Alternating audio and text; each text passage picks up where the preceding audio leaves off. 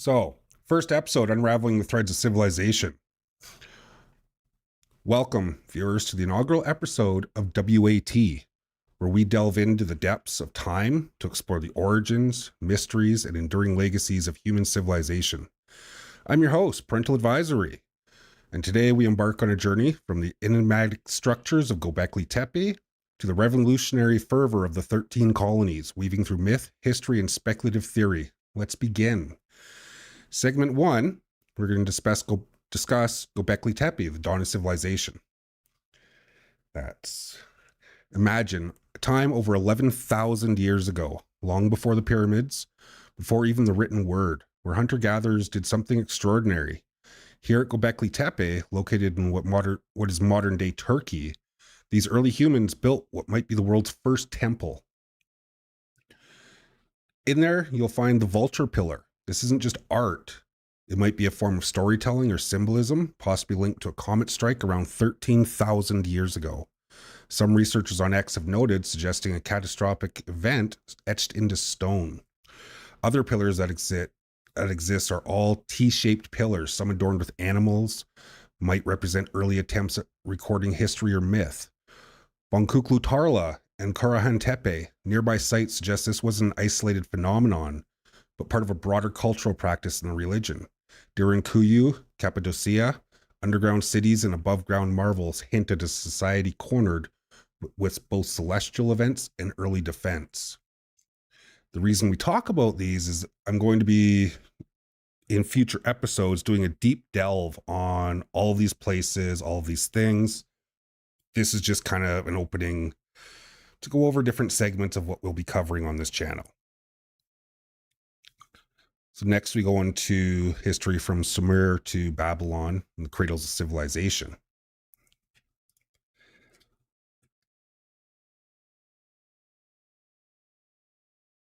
Fast forward to ancient Sumer, Mesopotamia, the land between rivers. Here, writing was born. Here, we find the Epic of Gilgamesh, a tale echoing themes of mortality, friendship, and the quest for knowledge, predating many biblical narratives. Babylon, with its hanging gardens, one of the wonders of the ancient world, in the Code of Hammurabi, showcasing early legal systems. The Christian Bible and Book of Enoch. These texts, rich with flood myths paralleling the Epic of Gilgamesh, suggest shared cultural memories or perhaps real events like the Younger Dryas impact hypothesis. And again, we're going to be discovering and exploring a lot of that, especially the ancient flood myths and how it spans across almost every culture on our planet. Segment 3 will be mythical civilizations and lost continents. So you're probably well aware of Atlantis. So let's delve into the speculative. Atlantis and Mu. What is Mu? It's an entire lost continent, potentially. All right. Were these real advanced civilizations lost to cataclysms or allegories warning future societies? The allure of Atlantis, possibly a pre-Younger Dryas civilization, captures theorists and historians alike. Why preserve history? Is our obsession with documenting and preserving knowledge an evolutionary trait or subconscious preparation for future cataclysms?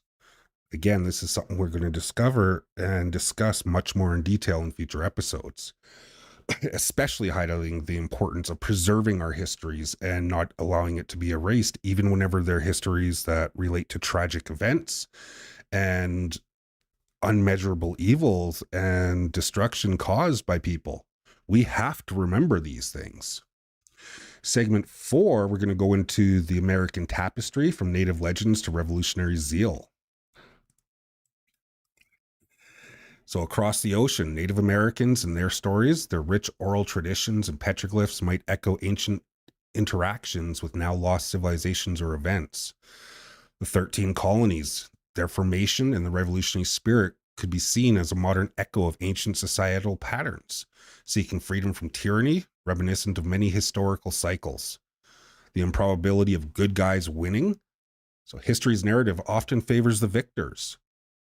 But was it always the good prevailing? Or is this a modern interpretation? Cases like the Southern colonies during revolutionary times show us that history is complex and many times incomplete, with moral victories often muddled by economic and political motivations. Much of us in Western society, especially, we're taught a history that essentially echoes that the good guys always win, when statistical probability of that is essentially impossible. So then it brings into question the statements of how basically the victors write the histories, right? How much of our history has been shaped erroneously because of champions and victors in certain world changing events and wars and colonizations, right? In segment 5, we're going to discuss the evolution of warfare and, again, the preservation of knowledge. War has shaped civilizations, often dictating who writes history. From ancient war, where tactics were straightforward but brutal, to modern interpretations of ancient symbols. Today, we interpret symbols from warfare in contexts like military insignia or even in pop culture, reflecting a continuity of tradition or perhaps a romanticization of conflict. Sorry about that. Knowledge preservation. The wars have also taught us the importance of preserving knowledge. Techniques from the Library of Alexandria to modern data centers show our evolving methods to safeguard wisdom against the ravages of time and conflict. So again, why preserve history? Perhaps it's an evolutionary trait. Are we as a species inherently aware of our capacity for self-destruction, thus documenting our existence as a safeguard against potential future cataclysms? Segment 6 will be going into the improbability of moral victories, which we just discussed as well. History is often narrated as a series of victories by the good over evil, but statistical improbability it's truly coincidental that moral righteousness often aligns with victory in historical narratives? Or does this reflect a human tendency to frame history in a way that justifies the present? Modern culture and values, cases like the Southern colonies during the Revolutionary War, show us that victory doesn't always align with modern moral standards. Here, economic motivations intertwined with ideals, creating complex outcomes that challenge the good guys win narrative. And we're seeing a lot of these cases today happening again all throughout our society and all throughout the world, right? And that's again what this show is going to be about, is discussing everything from history to local events and politics and religion and all the complexities involved. And it's kind of why this show is called Whole Ass Things, is so that we actually learn about the whole ass thing when we discuss topics, right? Segment 7, again, Atlantis, Mu, and speculative history. Diving into the speculative, Atlantis, described by Plato, could it be a metaphor or an actual pre-Younger Dryas civilization? You'll hear me talk about Younger Dryas very often. That refers to a time in our history which most commonly know as the flood myth, right? There's a ton of scientific data out there that backs up and proves it, and is essentially now referred to as the Younger Dryas period. Its allure lies in the mystery of a sophisticated society lost in time, possibly hinting at cycles of civilization that rise and fall. Mu, similar to Atlantis, Mu or Lemuria, often cited in alternative histories, might represent humanity's fear of cyclical destruction and rebirth, echoing fears of cataclysms like the Younger Dryas event. Segment 8, begin connecting the dots from ancient symbols to modern politics. So from the vulture stones at Göbekli Tepe to the symbols in modern political movements, the 13 colonies, their quest for independence might be seen as a modern echo of ancient human desires for autonomy, mirroring perhaps the very first society's struggles against the elements of or each other. Current political climate, the need to preserve history today might be more crucial than ever. Given the political tensions in this, driven by an understanding of our potential for self-destruction, seen in posts on X discussing the smothering effects of bureaucracy on innovation, or the comparisons between historical divisions like Korea and Germany. Segment 9, we go into the cultural impact and public engagement with history. Engagement with our past isn't just academic, it's deeply personal and public. Archaeological impact, discoveries like those at Göbekli Tepe or the Magao Caves, not only rewrite history, but also reconnect modern people with their ancestors, fostering a sense of continuity. Public's role today, through platforms like X, everyone can engage with history. Amateur historians, conspiracy theorists, and scholars alike share theories and findings, democratizing history, but also complicating the narrative with misinformation.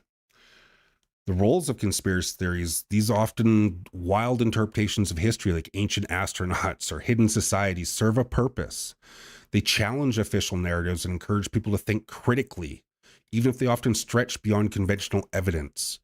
It's something that's missing a lot in today's world, is that ability to think critically. And it's easy to laugh at, a lot of conspiracy theories and this and that. But as you start to learn and develop a deeper understanding of some of these things, like especially history, how the kind of meta and mainstream organizations that kind of depict our history, the things that they use to determine if something is valid or not is very much questionable. And many times now it's been proven again and again and again that pseudoscience, what it was referred to, ended up being true, but it was dismissed because of certain patterns that mainstream historians use to confirm information. One of which is they like to use a model that the absence of proof is proof that it didn't exist. And that is wrong. So a great example is you look at South America and, some of the discoveries there revolving around the Aztecs, the Mayans, things like that. They just recently found like a massive road system connecting multiple towns and cities and things like that. And mainstream history says that, okay, well, originally, this couldn't have been the case because we haven't found roads. So they found roads now. And well, that can't be the case because we haven't found any carts with wheels.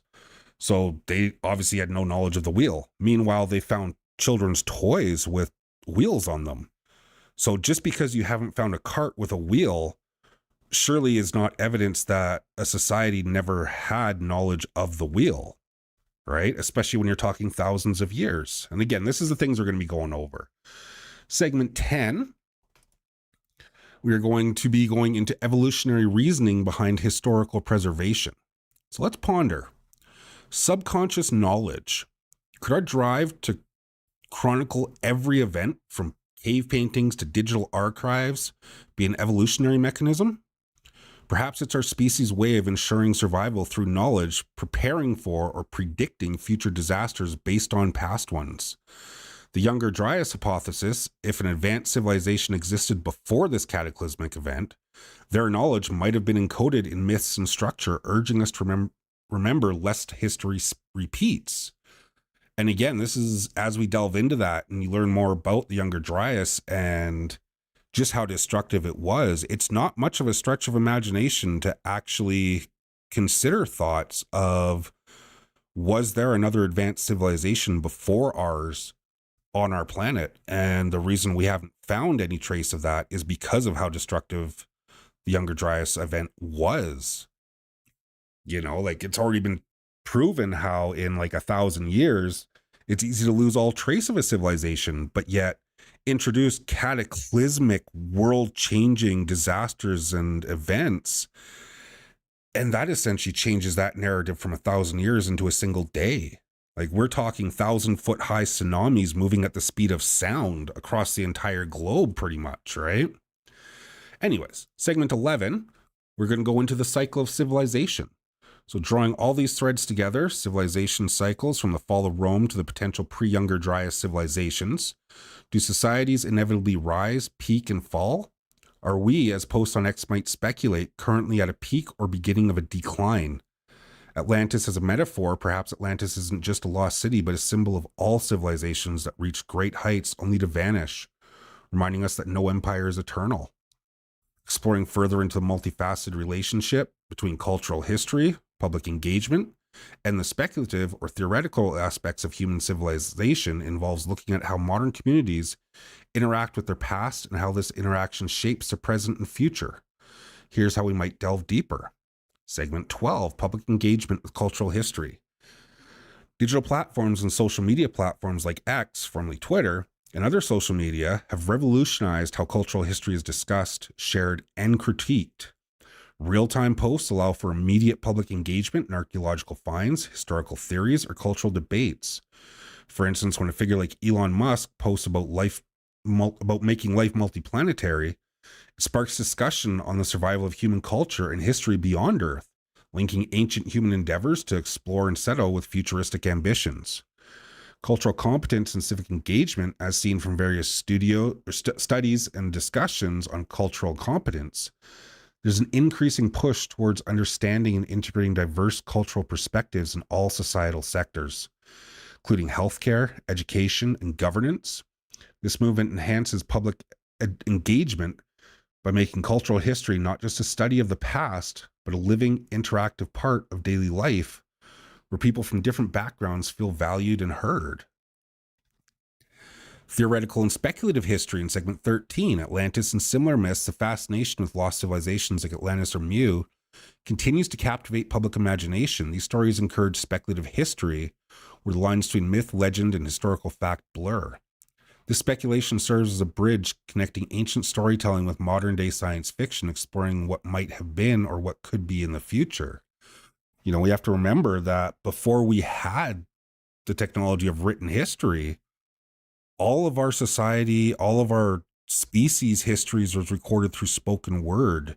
Many online are familiar with fantasy environments of things like bards and poets and plays and all that type of sorts.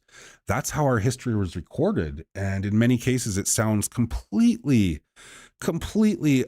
out there, right? Like Noah building an ark and putting 2 of every species of animal on it and all this type of stuff sounds just crazy sometimes. Like, how can that be true? But again, you have to remember many times in storytelling, to make a story actually stick and be remembered, mankind and us species, we emphasize and over embellish many things. It's like the fisherman's tale, right? It makes it more memorable. And in all the fantasy and myth that's woven into it, there's many traces of truth and similarities across multiple cultures with very similar same stories. And it's exploring those and delving into those that allows us to potentially find real history. But you can't ever do that without an open mind, right? Another thing we will explore on this channel at times is folklore and myths and ancient stories and whatnot, right? So now we go into things about the impact of catastrophes, the discussion around the Younger Dryas impact hypothesis or similar cataclysmic events feeds into speculative history about lost advanced civilizations. Posts on X might speculate or discuss these topics, reflecting public curiosity about what-if scenarios where history took different turns due to national or man-made disasters. Evolutionary psychology and history, exploring why humans are driven to record and preserve history, might delve into evolutionary reasons. Perhaps this drive is linked to survival mechanisms, where understanding the past equips societies to better handle future challenges. This could be tied into current sentiments on X, where discussion about humanity's future in space highlight an intrinsic desire to preserve and extend human culture. Segment 14 will be combining real-time sentiment with historical analysis. So, current events shaping historical perception. Today, how we view history might be influenced by current global and local events. For instance, discussions on multiplanetary existence reflect not just technological ambition, but a cultural shift in how we perceive human history as something that could extend beyond Earth. Public narrative in history, the way history is narrated on platforms like X, can influence public perception, sometimes challenging established narratives or bringing forgotten or alternative histories into the limelight. This democratic approach to history encourages everyone to be an amateur historian or archaeologist, participating in the ongoing narrative of human civilization. By integrating these elements, we see a dynamic interplay where history is not static but evolves with each new find, theory, and public discussion, reflecting humanity's ongoing journey of self-discovery and preservation. Thank you, everyone, for embarking with us on this inaugural voyage to the echoes of antiquity, where we've touched upon the threads that weave vast tapestry of human history, from the enigmatic structures of Göbekli Tepe to the revolutionary fervor of the 13 colonies. We've begun to unravel how past events, whether etched in stone or written in the annals of history, continue to resonate in our modern world. Today we've explored not just what and when, but delved into the why of history. Cultural evolution, we've seen how cultures evolve not in isolation, but through a complex interplay of conflict, unity, and exchange of ideas. It's reflected in the discussions around cultural evolution from the unilinear to multilinear perspectives. The public engagement, the way history engages with the public today through platforms of social media like X, museums, and interactive media, shows our collective desire to connect with our past, to learn from it, and sometimes to challenge established narratives. Theoretical speculations from the speculative realms of Atlantis to the very real influence of orcs in our cultural psyche. We pondered on how myths and legends shape our understanding of history and ourselves. The cycle of civilization. We've questioned whether civilizations are doomed to rise and fall, or if we can learn from history to break this cycle, inspired by both historical analysis and the dynamic discussions happening on platforms like X. This journey through time does not end here. Instead, this episode serves as a gateway. We've set the stage for deeper explorations into specific eras, civilizations, and the theoretical frameworks that attempt to explain our past and, by extension, our future. In upcoming episodes, we'll dive into theoretical history, unpacking more about the Younger Dryas impact theory, the life cycles of civilizations, and these might suggest about our future. Cultural impact of how art, literature, and now digital media affect the shape of our culture and our identity. Public and historical discourse examining how modern technology like social platforms changes our interaction with history and each other's ideas. Speculative features inspired by our past. What can we speculate about where humanity is headed? So stay tuned as we explore to question. Oh, 1 second. Sorry, I had to cough. So stay tuned as we continue to explore, question, and connect the dots from our ancient past to our political futures. Your participation through your insights and curiosity fuels this journey. Keep questioning, keep exploring, and most importantly, keep engaging with history. Till next time, this is Parental Advisory signing off from the W.A.T, where every artifact tells a story and every story shapes our world. We continue to learn and discover the whole ass things involved in that. That's it for our scripted portion, an element of our show. So we'll go on, maybe see if there's anyone around that has any questions or live comments and things like that. And if not, we'll likely end it here. I will be doing a edited version of today's show to be able to upload on YouTube later as well, but wanted to share just a live little insight and look into things. Like I said, we're going to be discussing so many different topics here, not just history.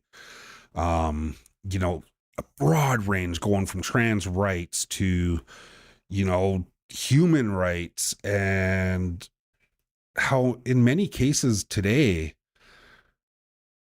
rights and beliefs and values have been weaponized to be used as a way to attack and silence those with an opposing voice or difference of opinions.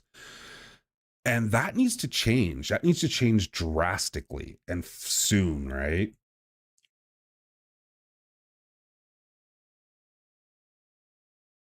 Sorry, just checking to see something here. There we go. Forgot to have the chat open on X there. But yeah, so that's kind of just the gist of things there. We're probably going to cut it short here. Need to pick up my son from school soon and whatnot. But thank you everyone for tuning in, for listening, and for joining in. I know we don't really do much in terms of talking, discussing during the kind of show portion of the show, or the scripted segment.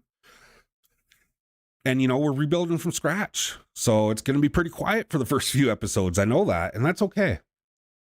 That's why we have recordings. So I hope you enjoyed it. If anyone has any feedback or questions or suggestions, feel free to comment or, just toss me a message. My DMs are usually open on most platforms.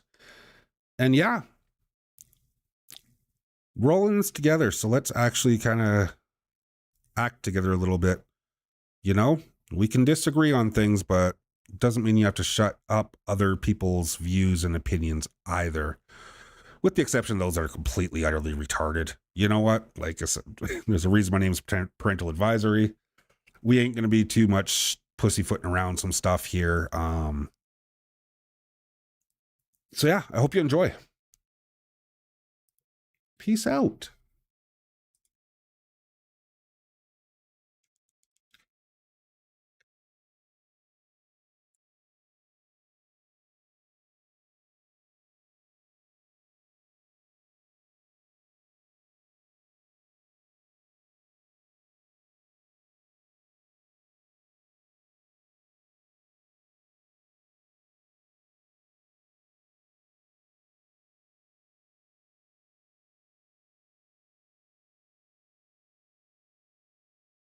You think? Yeah.